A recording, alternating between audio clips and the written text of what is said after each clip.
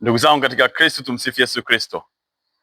Karibuni katika tafakari ya neno la Mungu, ikiwa leo ni Dominika ya 21 ya mwaka A wa kanisa. Masomo yetu, somo la kwanza linatoka katika kitabu cha nabii Isaya, ile sura ya 22 aya ya 19 hadi 23. Somo la pili natoka waraka mtume Paulo kwa Warumi, ile sura ya 11 aya ya 33 hadi 36, na injili ni injili ya Mathayo sura ya 16 aya ya 13 hadi ya 20. Na wazo linalotuongoza katika Dominika hii ni nani? Ni wazo ambalo au mada ambayo imekaa kwa mfumo wa swali, ni nani? Ndugu zangu, baada ya kusoma au kutafakari injili ya leo, baba mmoja alirudi katika familia yake na kuuliza familia yake, hasa akiwa amekusanya watoto, kwamba je, ninyi mnasema mimi ni nani? Ninyi mnasema mimi ni nani? Basi kila mtoto alijaribu kutoa maoni yake, lakini kati ya watoto kuna mmoja wa mwisho alikuwa amekaa kimya. Baba akajaribu kumuuliza, mwanangu, wewe unasema mimi ni nani? Basi majibu yake yule baba hata siku moja mpaka leo hajawahi tena kuwauliza watoto wake. Na wewe unaweza ukajiuliza mwenyewe watu wanasema ni nani, au unaweza ukauliza jumuiya yako unayoishi, kazini kwako au familia yako, je, watu wanasema ni nani? Na ukauliza, au mke wako au watoto, wewe unasema mimi ni nani? Ndugu zangu katika Kristo, ndio maana ili wazo kuu au mada ni nani? Ni nani? Yesu anauliza wafuasi wake, watu wanasema mimi ni nani? Lakini baadaye anauliza, ninyi mnasema mimi ni nani? Hili ni swali ambalo linaweza likawa rahisi au gumu kutokana na mazingira au historia ya kila mmoja wetu. Na ukijibu kwa juu ni rahisi, ila ukijibu kwa tafakari linaweza likawa gumu sana. Na ndio hilo wazo ambalo linadokezwa katika masomo yetu. Ndio maana wazo kuu ni nani? Ni nani? Sasa tuangalie wazo hilo katika masomo yetu. Nitaanza kwa somo la kwanza ambalo nimesema linatoka katika kitabu cha nabii Isaya, ile sura ya 22 aya ya 19 hadi ya 23. Kama tunavyoelewa, hii ni sehemu ya kwanza ya kitabu hiki cha nabii Isaya, nabii huyu akiwa katika mji wake au taifa hili likiwa bado halijaenda uhamishoni Babiloni. Somo hili ambalo tumelisikia inasemekana ni utabiri au maneno ya nabii Isaya katika mwaka 713 mpaka mwaka 101 hivi kabla ya Yesu Kristo, kipindi ambacho Hezekia alikuwa mtawala wa Yuda na dola ya Syria ilikuwa ni dola yenye nguvu kipindi hicho. Nabii anatabiri na kueleza anguko la Shebna. Shebna alikuwa ni mtu maarufu sana, na huyu mtu anatajwa si sehemu moja tu katika maandiko matakatifu. Unaweza ukamkuta tena anatajwa katika kitabu cha pili cha Wafalme, ile sura ya 18 aya ya 18 na ile aya ya 26 na ile aya ya 37, na nabii Isaya atamrejea tena au atamtaja katika ile sura ya 36 aya 3 na ile aya 11 na ile aya ya 22, kipindi ambacho kuna uvamizi wa Sennacheribs, wanaitwa hawa watu walivamia mji wa Yuda. Atataja tena nabii katika kipindi hiki kisomo ambacho tumelisikia, anaingilia kati hali ya kisiasa.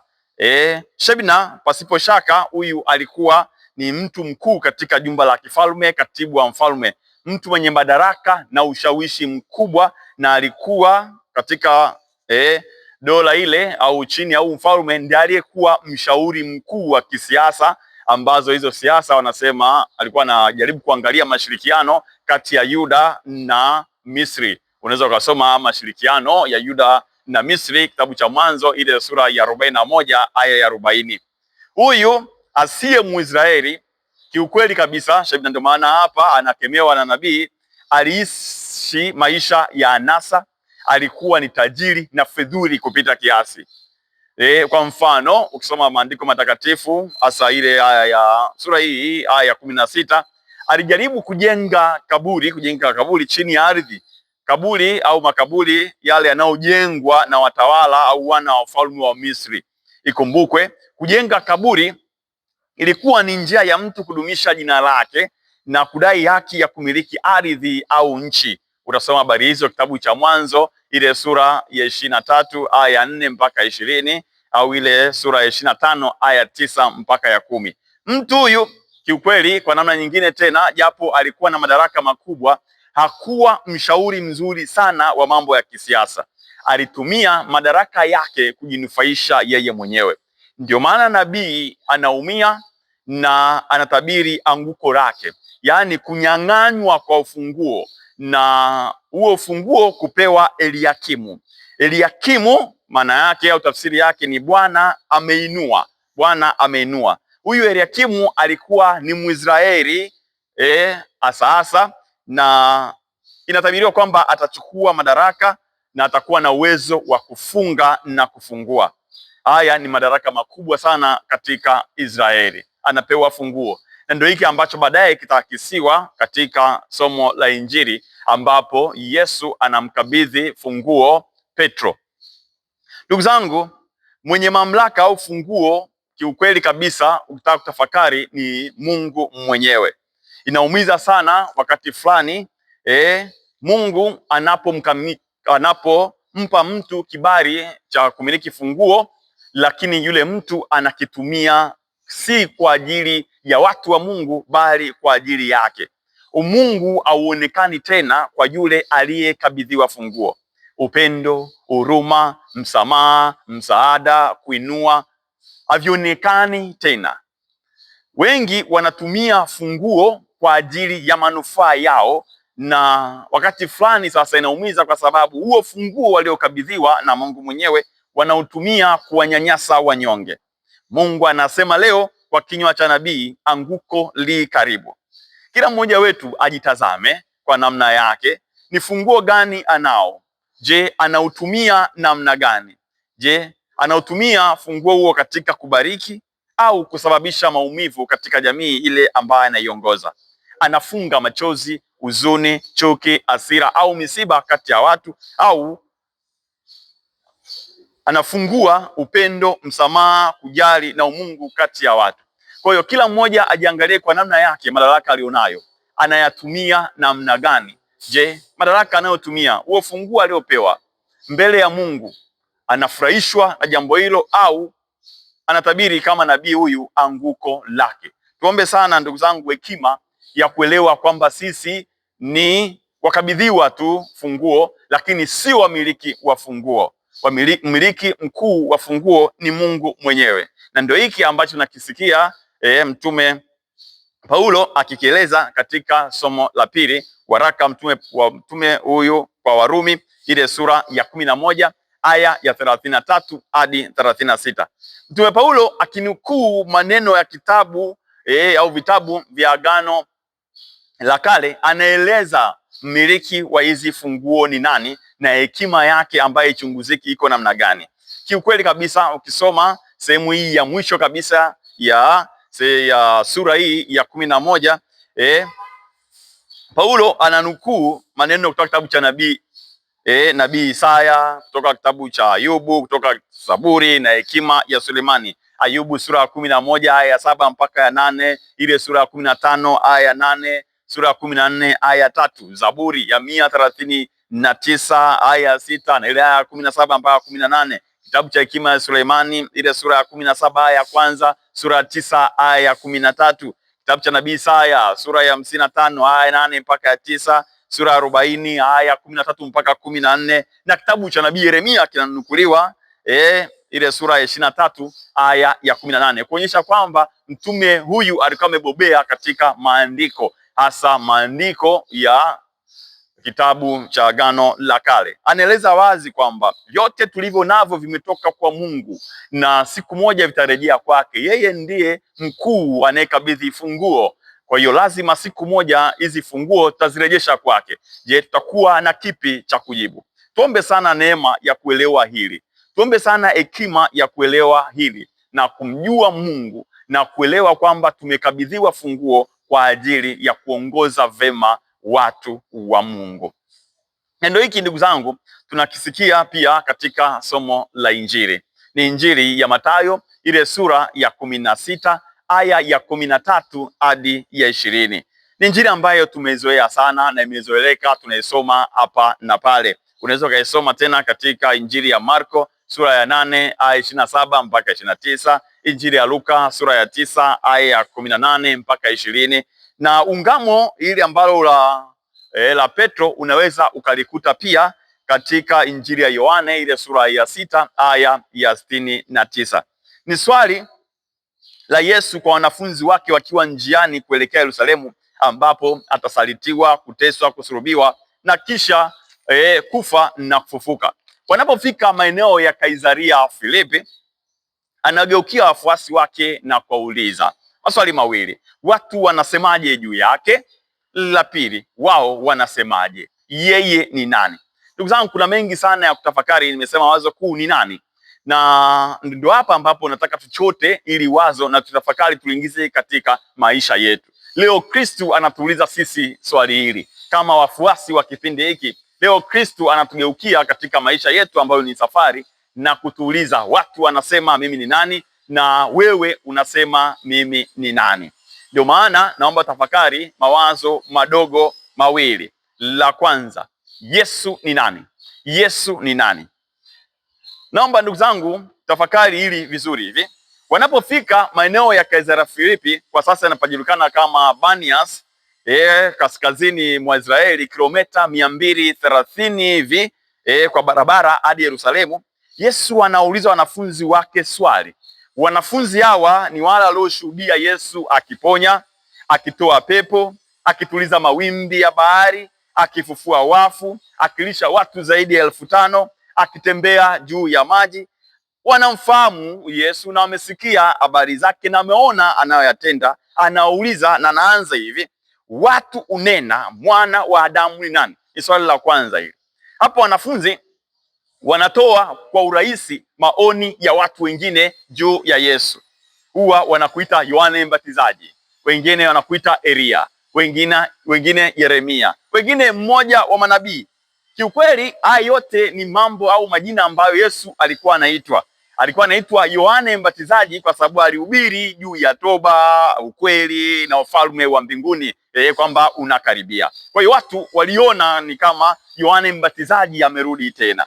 Wengine walimuita Elia kiukweli kabisa kwa sababu ya mamlaka na nguvu alizokuwa nazo kutoka juu, na ilitabiriwa kwamba kabla ya mwisho wa nyakati basi Elia atarudi tena. Kitabu cha Nabii Malaki ile sura ya 4 aya ya 5. Wengine walimuita Yeremia kwa sababu ya kukataliwa, kupinga unafiki wa viongozi wa dini, kuteswa, kuonya na ujasiri wake licha ya magumu aliyokuwa anayapitia. Lakini hayo yote Yesu alisema yashatimia. Mnakumbuka Herode alisema juu ya Yohane Mbatizaji, ukisoma Injili ya Mathayo ile sura ya 14 ya kwanza mpaka ya pili, na Yesu alisema mbona mambo haya yote tayari, ile sura ya 11 Injili ya Mathayo aya ya 14, na takisema tena katika ile sura ya 17 aya ya 10 mpaka ya 13.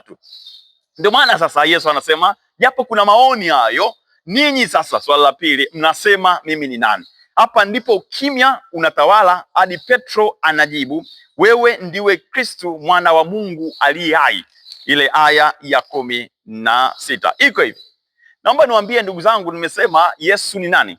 Ni rahisi sana kujibu swali la kwanza, ni kutoa maoni ya watu ukiulizwa Yesu ni nani. Ni rahisi sana. Na wengi tumeangukia katika mtego huu wa kutoa maoni na si kukiri imani. Yaani maoni tu. Maoni yanaweza kuwa kwa sababu watu wanasema, wazazi walifundisha, rafiki wanasema, padri alisema, au jamii inasema nini juu ya Yesu. Maoni mengine yanaweza kuja kwa sababu za kihisia tu, kwa sababu unaweza kusema ni mwalimu, kwa sababu mponyaji, nabii, mtenda maajabu, ni rafiki, kiongozi wangu, tegemeo langu. Ni kwa sababu ya historia yako, ni kwa sababu ya hisia uliyokuwa nayo kipindi hicho. Lakini ufuasi wa kweli hauhitaji maoni. Ufuasi wa kweli hauhitaji kujua habari za Yesu, bali kumjua Yesu mwenyewe ni nani. Ufuasi wa kweli hauhitaji kustaajabia matendo ya Yesu, bali kumfuata Yesu mwenyewe. Ufuasi wa kweli hauhitaji kuelezea watu wengi habari za Yesu, bali kujikabidhi mzima mzima kwa Yesu. Yesu leo anakuuliza tena, naomba hili swali utafakari sana. Mimi ni nani kwako? Hataki maoni, bali anataka imani yako ya kweli. Anataka ukiri imani kwamba Yesu ni nani. Petro tumesema, alisema wewe ndiwe Kristo mwana wa Mungu aliye hai. Na Yesu akasema, sikia jibu lake, heri wewe Simoni Bariona, kwa kuwa mwili na damu haifunulia hili, bali Baba yangu aliye mbinguni. Niwaambie ukweli, kukiri huku si rahisi. Ndio maana wengi wanaishia kutoa maoni tu juu ya Kristo. Kukiri kama Yesu alivyosema, kunahitaji neema. Kukiri kunahitaji sala. Kukiri kunahitaji unyenyekevu. Kukiri kunahitaji ufunuo. Kukiri kunamhitaji Mungu.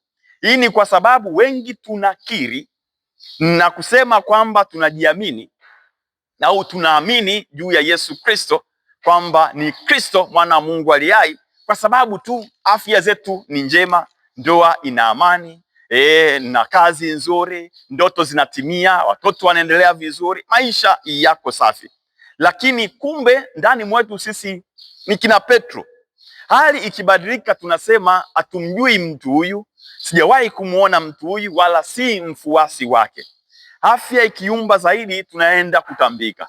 Ndoa ikichelewa tunasema yoyote aje tu, dini si kitu muhimu sana. Kazi ikichelewa tunafanya yoyote ile hata kama si halali. Mikosi ikizidi tunajiangalia kwamba kuna laana. Msongo wa mawazo ikizidi, Ukatoliki unakuwa hauna roho wa Bwana, hauna Roho Mtakatifu, tunaondoka na kwenda sehemu nyingine. Tunasahau kabisa kuwa Kristo ni Masia, Kristo ni mpakwa mafuta, ni mteswa, msulubiwa, mkataliwa na mbeba msalaba. Na anasema mwenyewe, yeyote atakaye kunifuata na ajitwike msalaba wake anifuate. Mathayo 16 aya ya 24. Lazima kutambua, kukiri kwa imani leo haimaanishi kwamba kesho haitakuwa na vita, magonjwa, stresi, machozi, maumivu, kata tamaa, mahangaiko, kufiwa, upweke, changamoto za kifedha, kushindwa au kukataliwa. Hivyo lazima kuendelea, Bwana niongezee imani. Nikiri toka moyoni kwamba wewe ni Kristo ninapokuwa na afya au mgonjwa. Nikiri kwamba wewe ni Kristo ninapokuwa na furaha au huzuni. Nikiri kwamba wewe ni Kristo ninaposhindwa au kushinda, ndoto zinapotimia au kuchelewa, ninapopata au kukosa, ninaposimama au kuanguka. Wewe unabaki kuwa ni Kristo jana, leo na daima. Imani hii ijengwe, au kukiri huku kujengwe juu ya msingi huu. Yesu Kristo ni nani kwako? Yesu Kristo ni nani kwako? Wazo dogo la pili na la mwisho, tumesikia Yesu akiuliza wafuasi wake, watu wanasema mimi ni nani? Na ndio hapa nataka sasa wazo lingine dogo, wewe ni nani? Je, ulishawahi kujiuliza wewe ni nani? Wewe ni nani? Nasema hivi kwa sababu moja kati ya changamoto kubwa ya watu walio wengi ni mapambano ya kutaka kujulikana wao ni kina nani. Ni jambo la kawaida kabisa kusikia mtu anasema, wewe hujui mimi ni nani, nitakuonyesha mimi ni nani. Waulize wenzako, atakwambia mimi ni nani. Siku moja utajua mimi ni nani. Sasa swali linabaki, wewe ni nani? Mapambano haya ya utambulisho wa mimi ni nani yameumiza wengi, yamejeruhi wengi, yamekatisha tamaa wengi, yameharibu historia wengi, hasa wale waliotaka utambuzi kabla ya wakati au kwa kutumia nguvu. Kumbuka, maisha yana wakati wa Mungu na wakati wa mwanadamu. Utambulisho kabla ya wakati wa Mungu umeumiza wengi sana. Utambulisho kwa ajili ya kuonekana umeumiza wengi sana. Nasema hivi kwa sababu gani?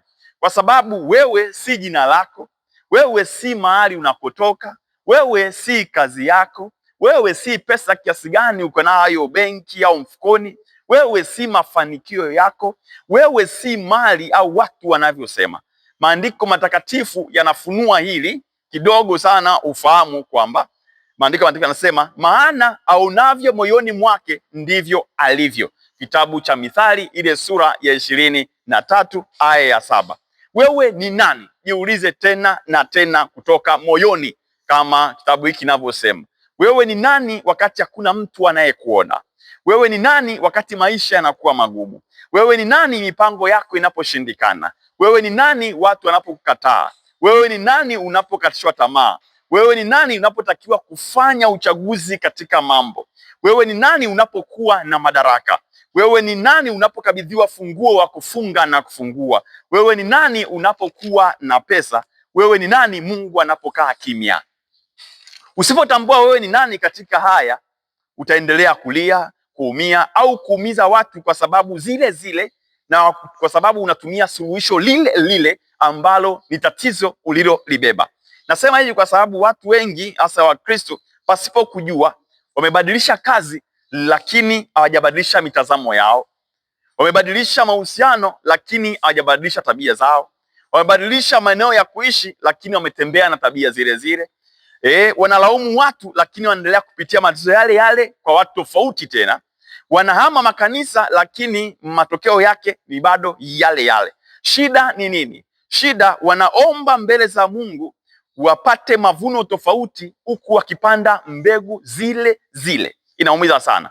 Wanaamini nikipata kazi nitakuwa na nidhamu, nikioa au kuolewa nitajiheshimu, nikihama kazi nitakuwa na furaha, nikihama nyumba nitakuwa na amani, nikipandishwa cheo nitafanya makuu, nikipata pesa nitakuwa mtu tofauti, watu wakinipenda nitakuwa na amani, au nikiwa na cheo nitakuwa tofauti kabisa.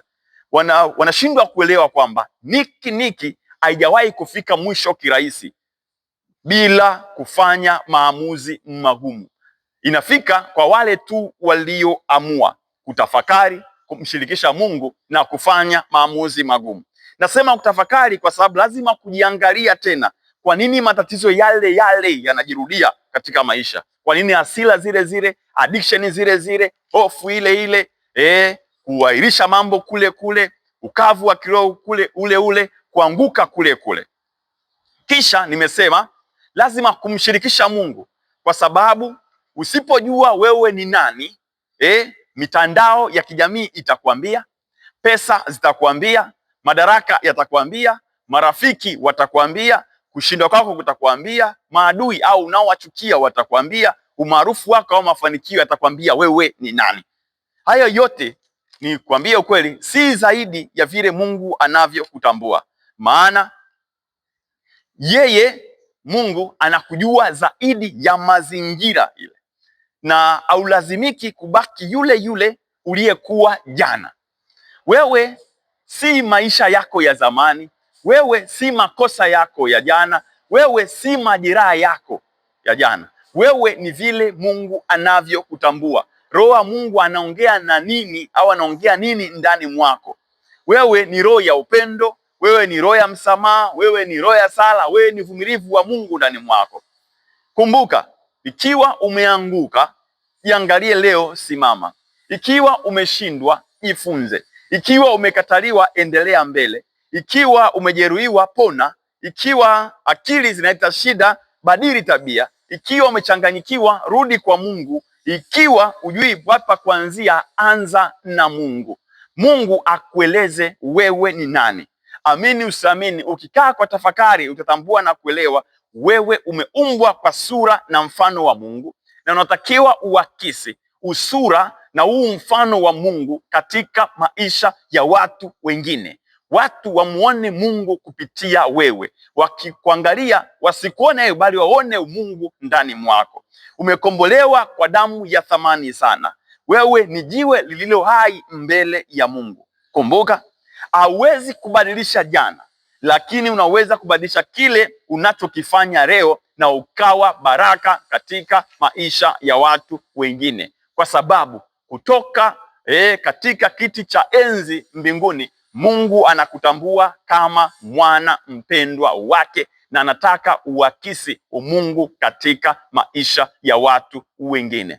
Mtakatifu Mama Teresa Calcutta alikuwa anasema, wewe ni kalamu mikononi mwa Mungu anayoitumia kuandika mazuri katika mioyo ya watu wengine. Wewe ni kalamu pendwa ambayo Mungu anataka aitumie kuchora upendo, msamaha, uvumilivu, kuinua na kufuta machozi ya watu wengine. Wewe ni mwana mpendwa wa Mungu. Ishi na hilo, nawe utafanyika baraka maisha yako yote. Tumsifu Yesu Kristo. Ni nani Yesu Kristo? Ni nani na wewe ni nani? Kaa, tafakari, fanya maamuzi magumu ili utambulikane vema mbele ya Mungu na mbele ya wanadamu wenzako. Tumsifu Yesu Kristo. Mungu awabariki sana, na watakia Dominika njema.